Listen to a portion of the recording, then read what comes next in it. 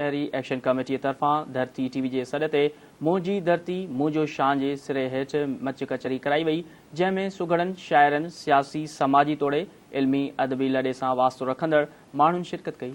वधीक तफ़सील ॾिसूं था मोहम्मद ख़ान जी हिन रिपोर्ट में।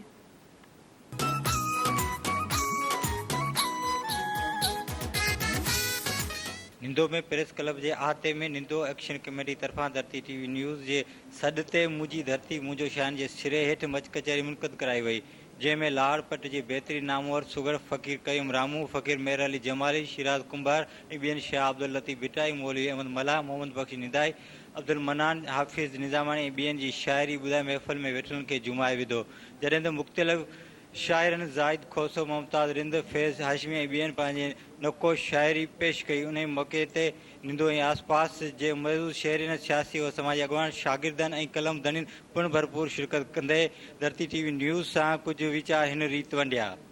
सनम ये सिंध जी धरती वणी अहिड़ी जो छा चइजे, करे सुरमूं खणी पायां पणी अहिड़ी जो छा चइजे।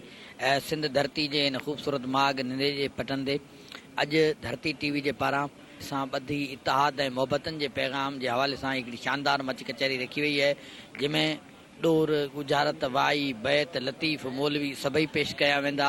हे मच कचहरियूं ही असांजी रिवायत है, सिंध जी तहज़ीब रही है। इन मच कचहरियुनि मां अमन, प्यार, अखुवत जा पैगाम मिलदा आहिनि। हितां भिटाई, डोर, बैत, ॾिठ, पिरोली, दुरा, गुजारतूं ॾिनियूं वेंदियूं आहिनि। हिते भिटाई खे पढ़ियो वेंदो आहे। वोट जे दौरान माण्हुनि जे चेहरनि ते मायूसी हुई, हिन वक़्तु वरी ख़ुशी जी लहर अची वई आहे, छो जो असीं सिंधी आहियूं ऐं सिंध सां मोहबत रखंदड़ आहियूं। धरती टीवी जे तरफ़ां जेकी 4 तारीख़ रैली आहे उनमें भरपूर शिरकत कबी। ही असांजी हिकिड़ी पुरानी तहज़ीब रही है, हज़ारों साल पुरानी है, जेका इहा माण्हू सोचनि था त हिकिड़ी ख़तमु थींदी वञे पई। इन करे हिन माण्हुनि खे जस जेके अहिड़ियूं कचहरियूं कंदा रहंदा आहिनि ऐं अहिड़ियूं महफ़िलूं मचंदियूं रहंदियूं आहिनि। सुगड़ शाइर अदीब ऐं सुठा सुठा माण्हू मौजूद माण्हू हिन अहिड़ियुनि कचहरियुनि में ईंदा आहिनि।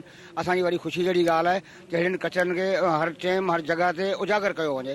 असांखे ॾाढी ख़ुशी थी आहे त असां धरती टीवी वारनि असांजे मच कचहरी प्रोग्राम में शरीक थिया आहिनि।